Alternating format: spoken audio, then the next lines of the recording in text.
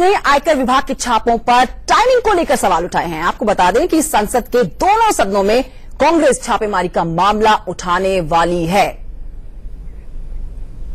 Bharatiya Janata party कितने भी ओछे हथकंडे अपना ले, हिटलर शाही की चाहे सारी हदें पार कर ले, परंतु सच्चाई को कभी हरा नहीं पाएंगे। भाजपा ने गुजरात में राज्यसभा चुनाव जीतने के लिए हर साम दंड भेद का दुरुपयोग किया, इस्तेमाल किया। विधायकों की खरीद फरोख्त से लेकर उनको डराने से लेकर उनके इस्तीफे दिलवाने का षड्यंत्र किया और अब एक झुंझलाई और बौखलाई भारतीय जनता पार्टी की सरकार इनकम टैक्स विभाग का दुरुपयोग कर चारों तरफ इनकम टैक्स रेड्स करवा रही है, परंतु वो ये जान लें कि उनका षड्यंत्र विफल होगा और श्री अहमद पटेल विजयी होंगे। नहीं, ठीक किया। आखिर में जब पति खर्च होती है, उसका सूचना मिलती है कि इसकी ब्यौरा नहीं है और हो सकता है काला धन है, तो इनकम टैक्स की अधिकार बनती है कि वो रेड करें। जो कर्नाटक में ऊर्जा मंत्री के घर पर और रिजॉर्ट पर छापा मारा है, ये साबित करता है कि किस तरह की राजनीति ये सरकार कर रही है, ये भारतीय जनता पार्टी कर रही है, और वो भी इनकम टैक्स का छापा।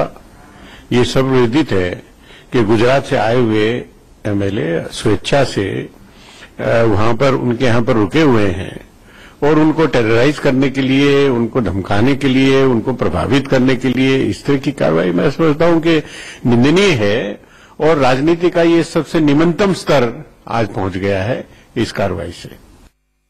और इस समय हमारे साथ अरविंद शर्मा गुजरात से जुड़ गए हैं और राजीव शर्मा जुड़ गए हैं न्यूज रूम से। सबसे पहले हम रुक कर लेते हैं अरविंद की तरफ, जो गुजरात से हमारे साथ मौजूद है। अरविंद, अब तो दूध का दूध पानी का पानी हो चुका है। इस साल जो राज्यसभा के चुनाव होने हैं गुजरात में, उसको लेकर कांग्रेस ने अपने 42 विधायक जो है वो ईगल्टन गार्डन शिफ्ट कर दिए, लेकिन कांग्रेस ने गंभीर आरोप लगाया बीजेपी के ऊपर।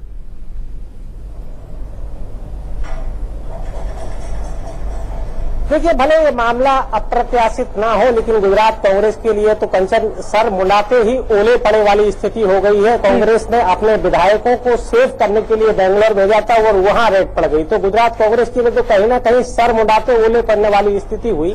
लेकिन फिलहाल गुजरात में जो कांग्रेस की स्थिति है वो हालात मजबूत नजर आ रहे हैं। कांग्रेस ने व्हिप जारी कर दिया है और सभी विधायकों को व्हिप भेजा गया है और उनके पास फिलहाल 51 विधायक है। व्हिप का अनादर करेंगे तो लीगली कार्रवाई का सामना करना पड़ेगा, लेकिन उनके सामने एक मुसीबत और आ गई है नोटा की। नोटा को लेकर भी आज इन्होंने सुप्रीम कोर्ट का रुख किया है। फिलहाल इनके पास जो संख्या है वो 49 के आसपास नजर आ रही है और जीतने के लिए इन्हें 45 वोट चाहिए और इस स्थिति में फिलहाल कांग्रेस मजबूत दिखाई दे रही है। लेकिन ये नोटा का अगर उपयोग होता है, अगर कोर्ट उसको नकार देता है तो कुछ अलग स्थितियां बनेंगी और अगर नोटा अगर चुनाव में रहता है तो कहीं ना कहीं भारतीय जनता पार्टी के लिए और कांग्रेस के लिए ये जो सीट है ये आपस में दोनों। अरविंद, आपको यहाँ रोकना चाहेंगे राज्यसभा का? अरे please listen to the minister.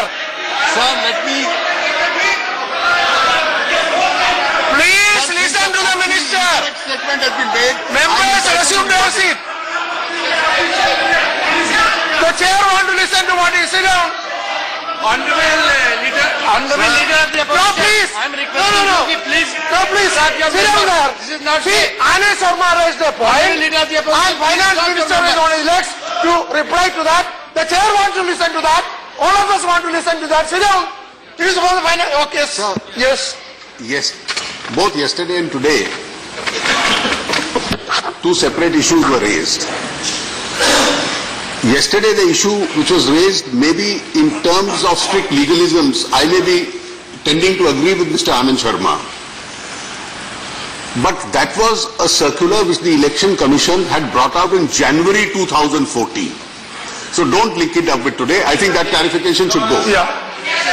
And therefore, if therefore the Election Commission is to be represented, all political parties can take a view whether it's correct or otherwise.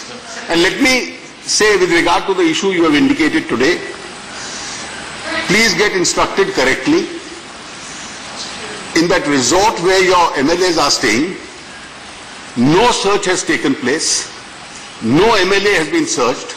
A particular individual was to be searched. He had gone and parked himself in that resort. So the authorities, because they had to confront him with the recoveries, they had gone to get him to his residence so that he could be adequately questioned by the authorities outside. As of today, as of now, they have taken him to his residence and there is no tax official at the resort. No search at the resort has taken place. No search on any MLA has taken place. A particular minister of Karnataka was being searched. Since he had gone and parked himself in the resort certainly is not an immunity area where he can get an immunity from the laws. And therefore, they have gone there to take him to his residence. He has been now taken to his residence and is being interrogated at his residence.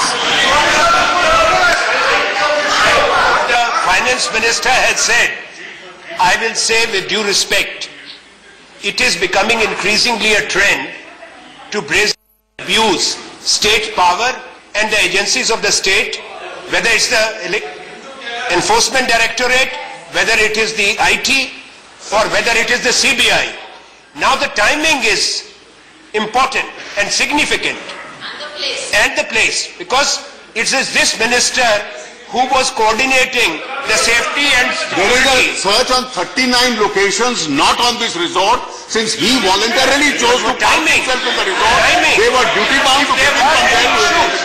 If there were any issues. And mind you, whether it's a use or an abuse will depend on the nature of recoveries. Sir, it won't depend on where he has parked himself. I'm not getting into that area.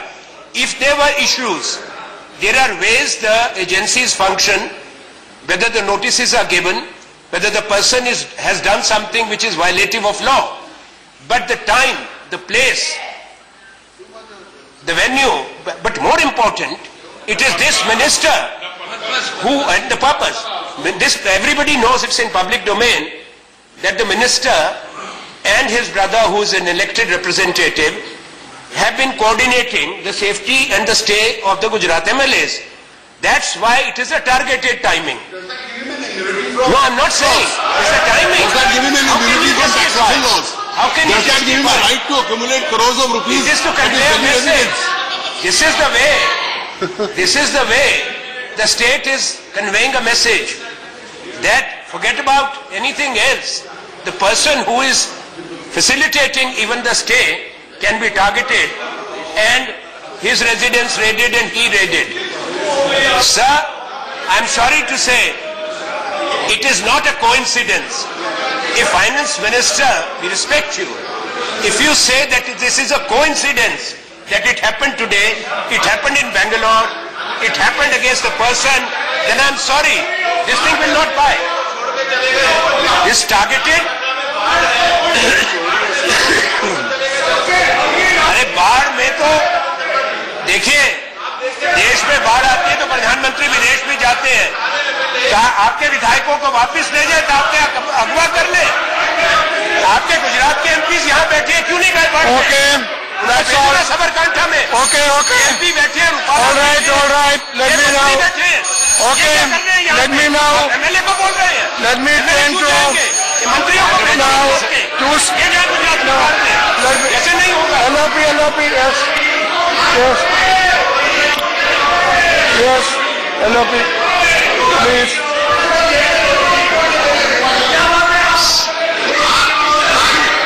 Sir. Yes, LOP, sit down, LOP, listen to LOP. Please listen to LOP, बैठिए. Please listen to LOP, बैठिए. अरे बाबा, listen to LOP, please. You can listen to that and reply. Bhupendra Yadav ji, LOP. I have allowed LOP. No, please. LOP, sit down. Arey, why you sir? You people sit down. Sit down. तो आनंद शर्मा को आपने भी सुना और अरुण जेटली जी को भी आपने सुना। अरुण जेटली ने फिर से वही बात दोहराई कि ये जो छापेमारी हुई थी बीजेपी कांग्रेस के विधायकों को लेकर नहीं हुई थी, बल्कि सिर्फ शिव कुमार को लेकर छापेमारी हुई थी। लेकिन कांग्रेस ने एक बार फिर से टाइमिंग का मुद्दा उठाया और देखिए कांग्रेस की बदकिस्मती समझिए। टाइमिंग को लेकर जो वो सवाल उठा रही है, कांग्रेस की टाइमिंग इतनी खराब है कि जिस वक्त ये छापेमारी ईगल्टन रिजॉर्ट में की गई उस समय वहां पर कांग्रेस के 42 विधायक ठहरे हुए हैं। एक छोटे से यहां पर छापेमारी के मुद्दे पर गुलाम नबी आजाद बोल रहे हैं। एक रीजन से दूसरे रीजन में वेस्ट से साउथ लिए गए और ये भय और खौफ और ये डर और अनफेयर प्रैक्टिसेस उनका पीछा वहां तक कर रहे हैं। इसका सीधा संबंध इंद्रेड का माननीय फाइनेंस मिनिस्टर ने कहा, लीडर ऑफ द हाउस ने, कि एक व्यक्ति पर कर रहे हैं। ये व्यक्ति पे आप 1 महीने बाद कर सकते थे, 1 महीने पहले भी कर सकते थे। ये आज क्यों कर रहे हैं? क्योंकि वहां उनका खाना देने या पूछने चले गया है कि पार्टी से संबंध रखते हैं, तो आपने उसमें शक किया कि शायद पैसे बांट रहे हैं। पैसे बांटने का आरोप आपकी पार्टी पर है, हमारी पार्टी पर कोई आरोप नहीं है। वो तो आप बांट रहे हैं। जो आपकी पार्टी के लोग पैसे बांट रहे हैं उन पे रेड करो। ये जो 15 करोड़ लोग 15 करोड़ हासिल कर रहे हैं उन पे रेड, उनके घर पे रेड करो, न कि उनके घर। सर, ये इलेक्शन फ्री एंड फेयर होने चाहिए एंड विदाउट फेयर होने चाहिए। ये इंश्योर करना पड़ेगा इस सदन को और इलेक्शन कमीशन को। ये इलेक्शन के दौरान जब इलेक्शन प्रोसेस शुरू हो रहा है, 3 दिन इलेक्शन को रहे और डराने के लिए, धमकाने के लिए आप गवर्नमेंट ऑफ इंडिया की, स्टेट गवर्नमेंट की तमाम एजेंसियां इस्तेमाल की, अब गवर्नमेंट ऑफ इंडिया की एजेंसियां इस्तेमाल कर रहे हैं। ये देश में क्या हो रहा? ये लोकतंत्र के खिलाफ, ये कैसा लोकतंत्र है? ये कैसी जमहूरियत? ये तो बहुत गलत बात है। Now let me turn to 267. That's okay. All right. Over 267. I turn to 267. Notices under 267. Notice PL Punia. That is he can put up 0 over notice. Then Shri Naresh Agarwal.